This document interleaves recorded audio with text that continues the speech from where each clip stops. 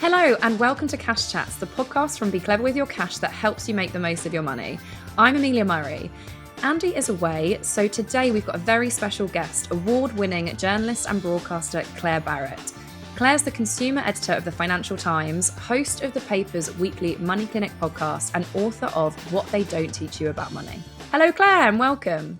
Hi, thanks for having me. It's great to be here. Oh, it's amazing to have you. So today, Claer and I are going to be talking about the hidden cost of the changes to national insurance that could affect workers across the country, especially women, Trump's victory, if that's how you take it, and what it means for your money, and luxury advent calendar scams. Plus, we've got our deals of the week, which include free posh hot chocolate, free burgers, and cheap Baileys. All that and so much more. This is episode 434 of Cash Chats. Now, Claer, it's been a busy few weeks in the financial world, hasn't it, following the budget a little while ago? And I understand you've really been getting your teeth into this hidden impact of the increase to employer national insurance, which is actually going to have an effect on working people. So I did read your article at the weekend about how these changes could disproportionately affect women. So do tell us more about what you've been finding. Sure. So a lot of people think national insurance, that's something I pay. It comes out of my payslip, and that bit's not changing in April. But many people are unaware that whoever employs you, if you earn above around £9,000 a year, then your employer has to pay national insurance on your salary too. So it's kind of a hidden cost for employees. We're not really aware of what our companies are paying. And of course, it's about to go up massively in April. They're going to bring the threshold down. So that means lots of people who are in low paid jobs working part time, at the moment, their employer doesn't pay any national insurance if they work 15 hours or a week or less. But from next April, they will. So it's the people who are the lowest paid in the workforce where this is going to cause the biggest rise in the cost of employment. And analysis that I had done last week by the Resolution Foundation, who are a think tank, they found of all of the people at the moment who are working a small enough number of hours for a small enough amount of pay for the employer not to have to pay any national insurance, nearly 2/3 of them are women. So typical industries that women might be employed in, supermarkets, they've all been speaking out about how much these changes are going to cost them in the weekend press.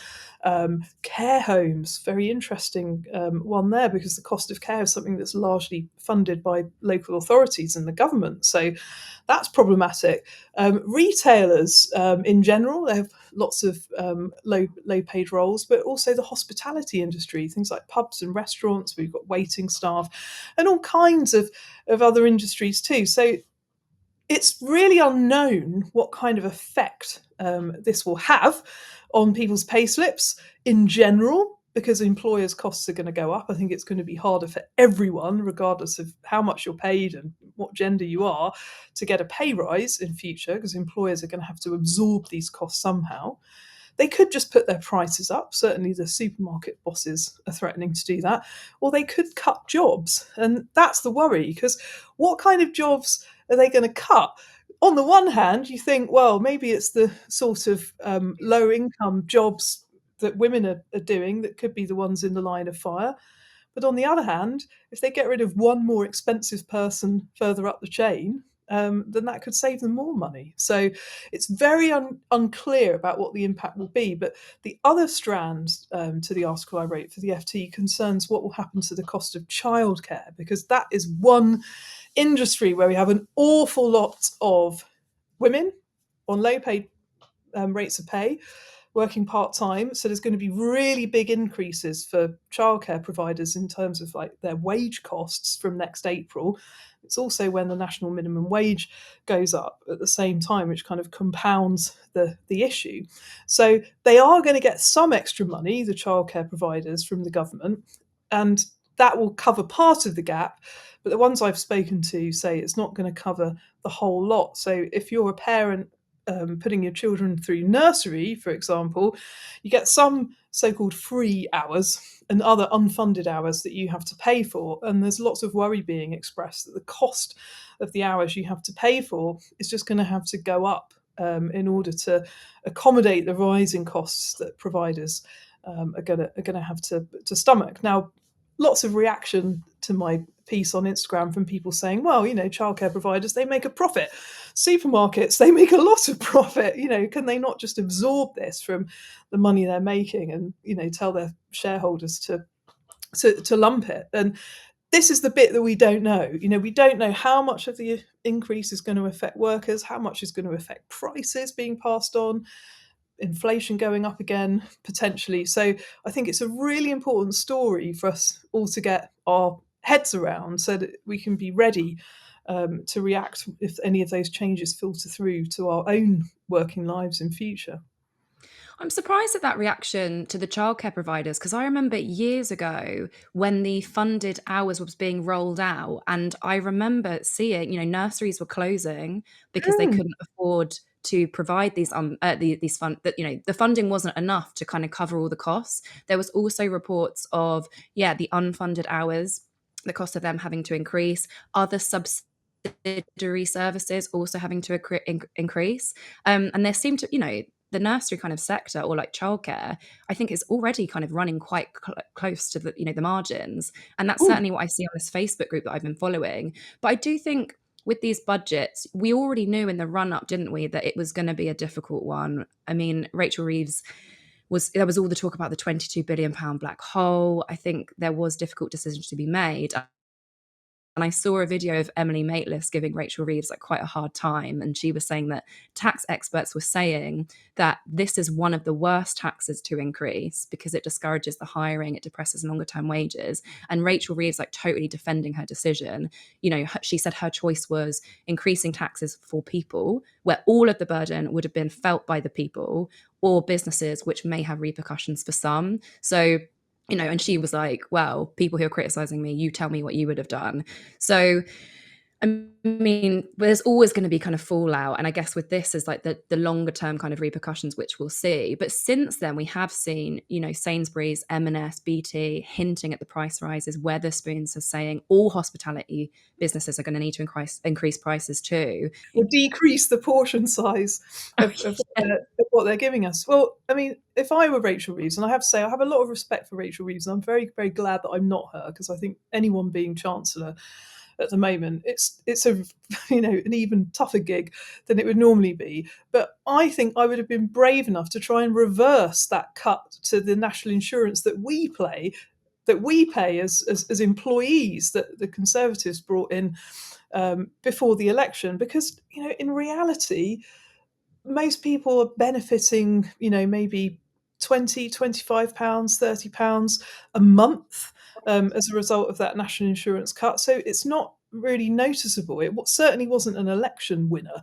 or a game changer on the doorstep for the election campaign for the Conservatives. And all of those small amounts of money from lots and lots of different paychecks, they really add up. And the amount of money that she needed to raise, she needed to do something that would affect an awful lot of people in order to bring it up. And I do worry that it's the working people, quote unquote, that she wanted to protect, who are going to be the ones who really are left reeling from the impact of this, because it's their jobs that have suddenly become a lot more expensive. So the government have also announced that university fees are going up for the first time in 8 years. So there's currently a maximum cap of £9,250 a year in England, and this is rising to £9,535. The maximum maintenance loan you can borrow is also increasing in line with inflation, which is going to give students an extra £414 a year to help with living costs, although many are saying this isn't actually enough. So what does this all mean for students, Claire? Well, it hasn't risen, the tuition fee loan, for I think 8 years. This is the first increase, and the universities are the ones who've been really pushing this, because they say their costs are going up, so they need to get more money in from students. So there are a few unknowns here. In April, they are going to rise, but what about next April and the April after that? Is this linked to inflation that the government said going to be permanent? And so far, they haven't come out and said whether it will or not. The second thing is, how does this affect the financial considerations of people who are weighing up whether the cost of going to university is worth it? Now, it's only a small increase this time. We're talking about a couple of hundreds of pounds added on to the annual cost. And my advice would be to anyone who is thinking about this is that you must watch all of the videos that Martin Lewis has made about why we should rename the student loan system a graduate contribution system, because it really works very much like a tax when you pay the money back rather than any kind of loan that you might have encountered in your financial life so far. Now, lots of people on social media are worried about whether their monthly loan repayments would increase in the future as a result of tuition fees going up. And the short answer is no, they won't, because the way that your repayments are structured, it's 9% of anything that you earn over the level of about £25,000 that you need to pay back, and it's collected automatically from your pay. But of course, if you are borrowing more, what it will do is mean that you're repaying your student loan debt for a longer period. Most people will pay it off between 30 and 40 years. After 40 years, if you still have debts outstanding, they're wiped. That's the new system that applies to anybody who's started studying in the last couple of years. If you're an older student, you finished university, you're still repaying your loan, you've still got the 30-year period where things are paid off, and it's a slightly higher threshold before your loan repayments will kick in. But the real lesson for me, and I say this as somebody who didn't go to university straight after finishing school. I worked for 2 years full time. And for me, that was great because it meant that I was much more in tune with the world of work, the kind of things that I liked doing, the kind of things that I knew I didn't like doing, and how getting a university degree could really propel me as a person with a career, as opposed to a person who just landed a job coming fresh out of school. And that was what set me on the path ultimately to becoming a financial journalist. Now, I didn't realise that I wanted to be a journalist until I went to university and I joined the student paper, and the rest, as they say, is history. But because I was a bit older and a bit more mature by the time I got there, I really valued being there, and I wanted to make the most of my time in the way that if I'd gone as a hot-headed 18-year-old straight from school, I don't know if the freedom would have gone to my head.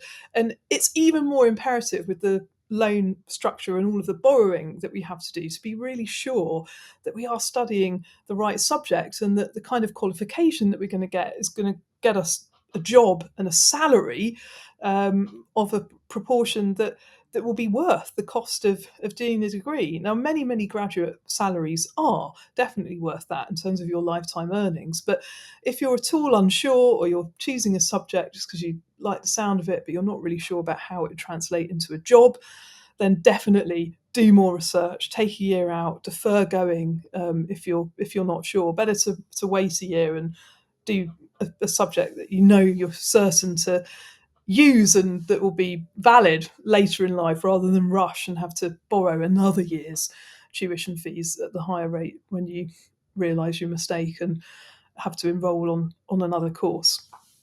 I love how you were a mature student at 20. I didn't feel mature at the time.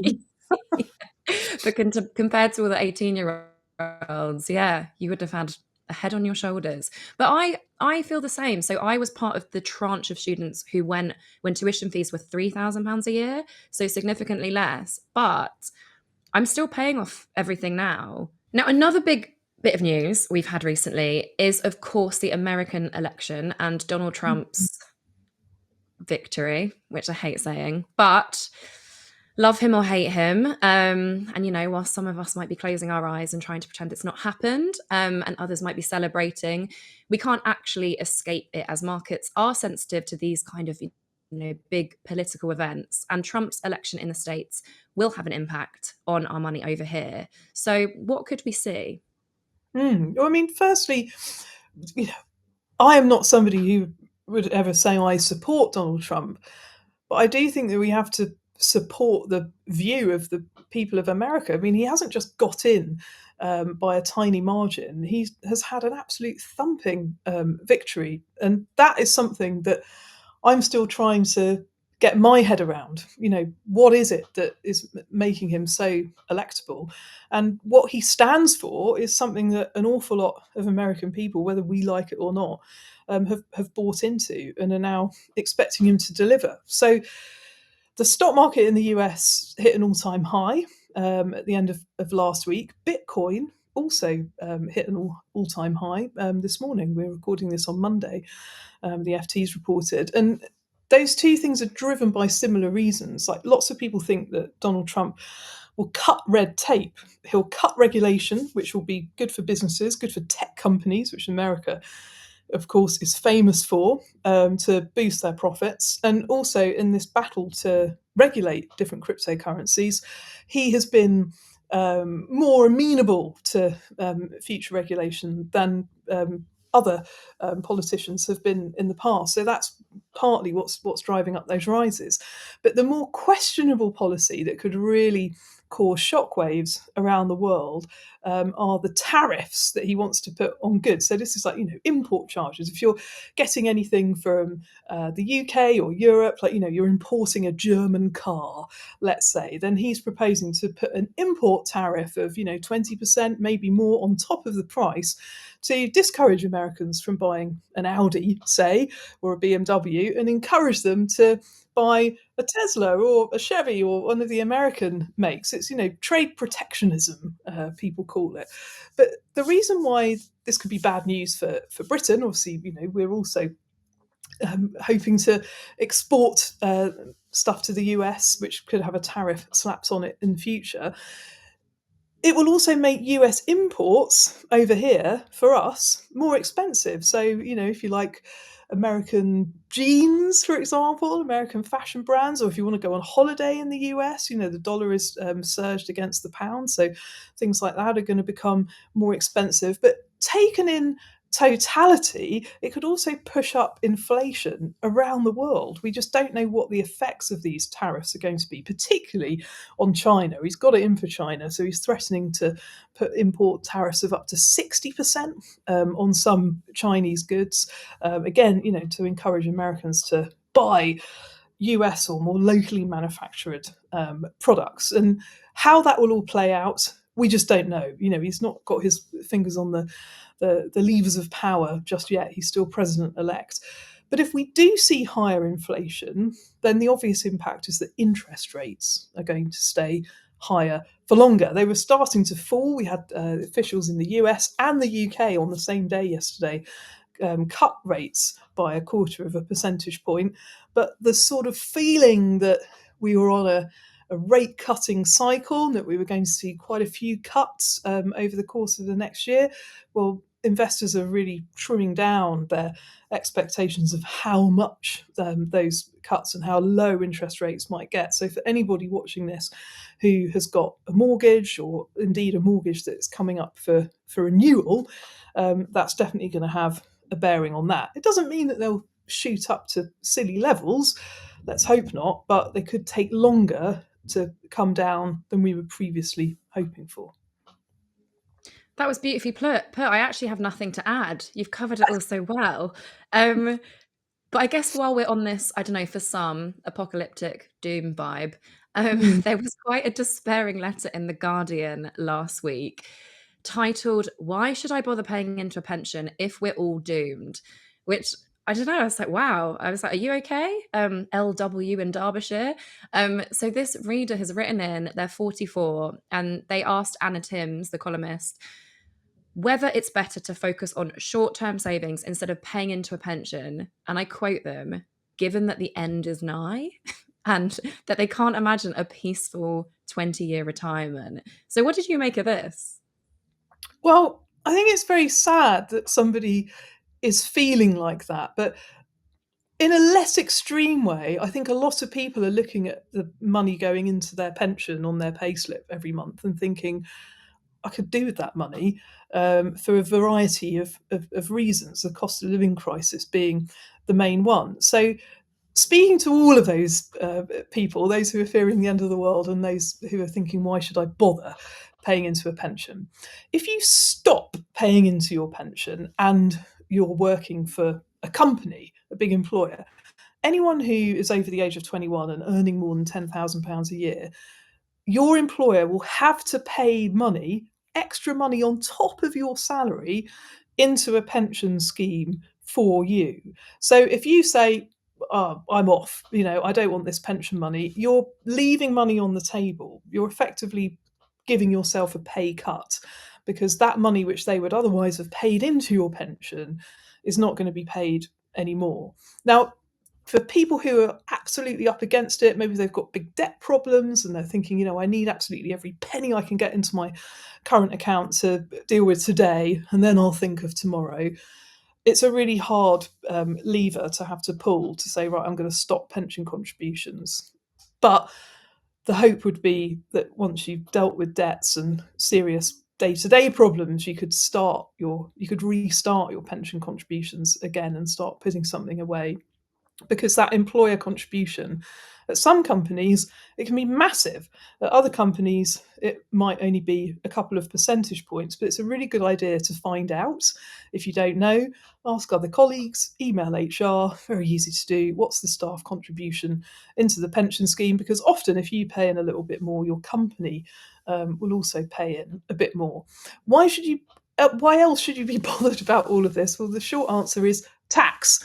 If you pay money into your pension, that money goes in tax-free, and it can grow tax-free until the point that you retire. Then you can take a quarter of it out with paying no tax at all under the current rules, and then money you take out above that you will pay some income tax on.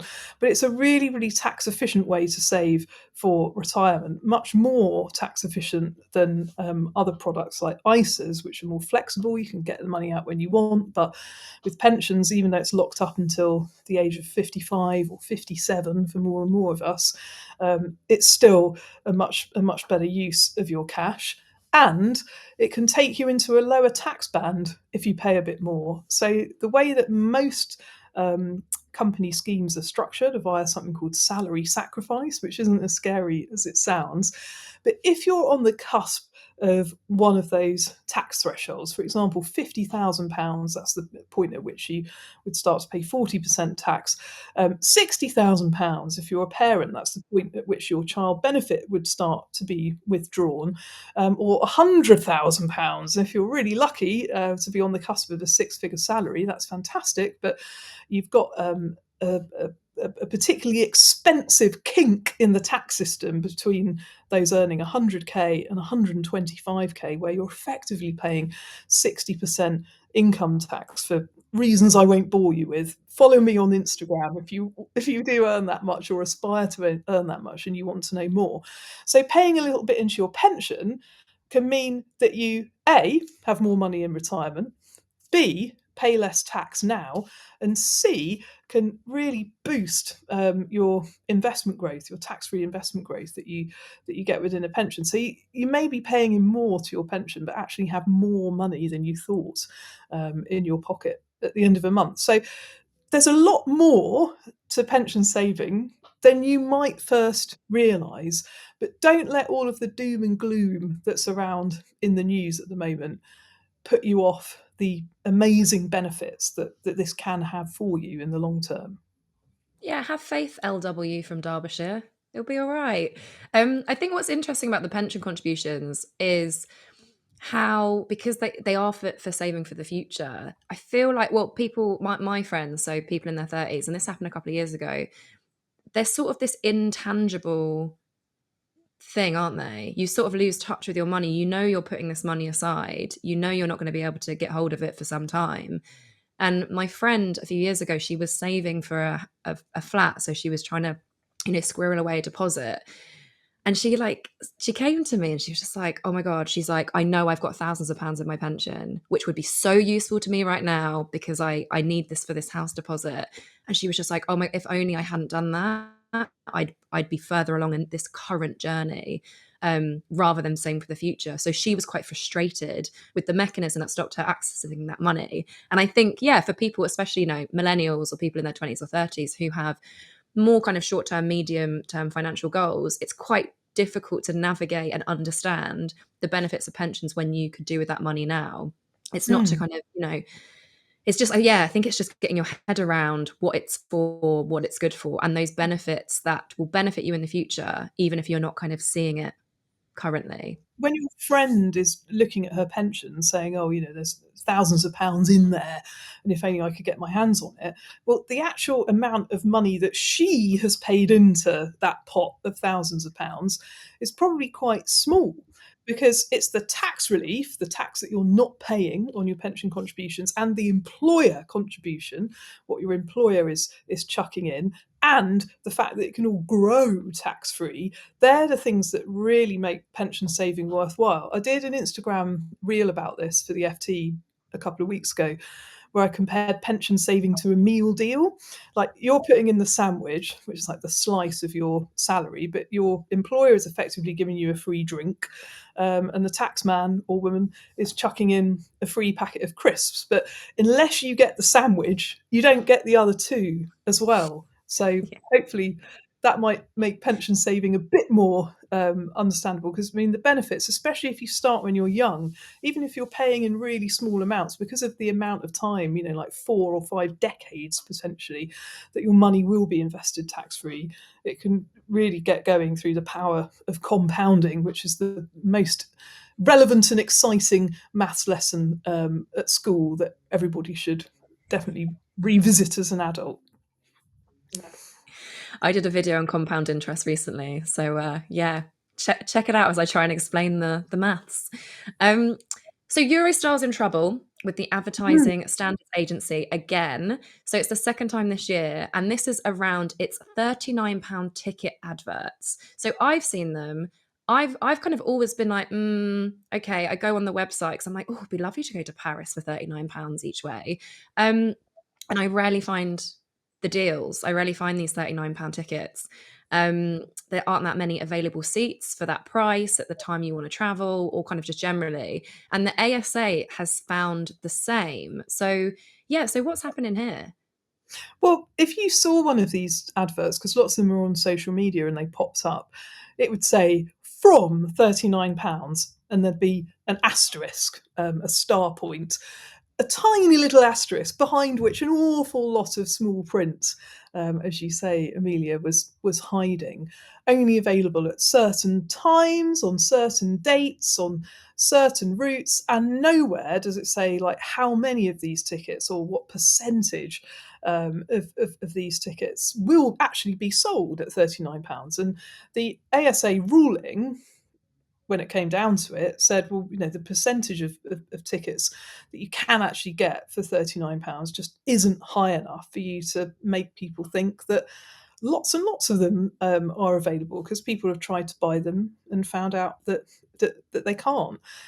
I guess that Eurostar is maybe thinking that you'll get it into your head that you can go on a trip for not very much money. You'll start planning your trip, and then when you come to the payments page and can't find a ticket for that price, but it's £59 or £99, that you might think, well, I've got it in my head to do this holiday now, so I'll press buy anyway. I mean, I don't really know what they were thinking, but to have two adverts banned, it's such bad publicity for them. I'm certainly never going to trust another one of their adverts advertising a low ticket price ever again. And I think it just makes a mockery of of the whole system, to pretend that you're offering a really good deal when you're not.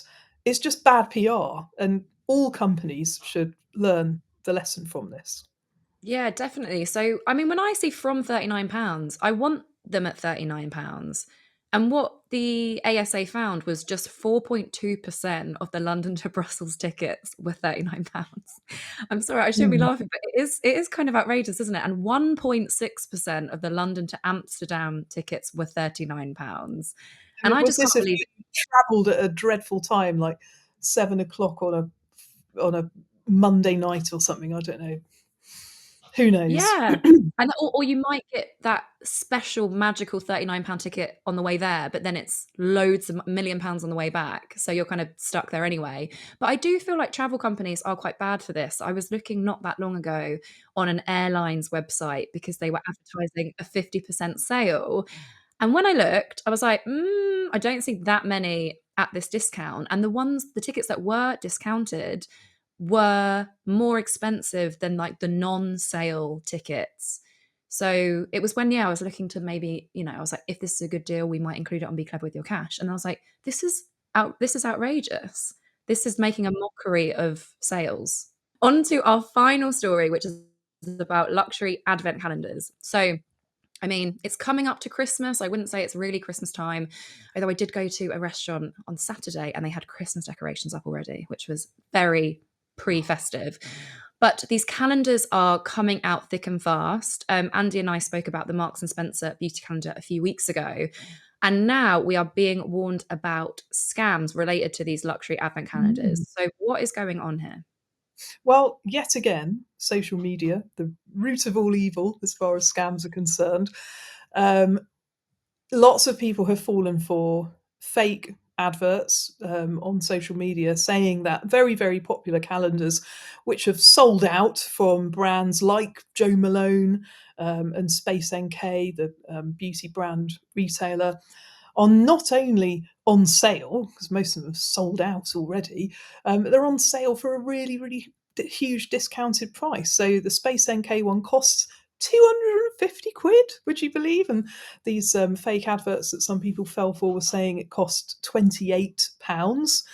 I mean, you do have to question, like, why? Why would something that's in such hot demand be sold for a fraction of the price? The Jo Malone one, 350 quid, and that was being sold again for a really, really small amount. So the clues are there. If something looks too good to be true, it probably is. But the demand for these calendars is so hot. Many people have fallen for this, and purchase scams are one of the fastest growing areas in the scam world at the moment, according to UK Finance, who keep all the stats on these things.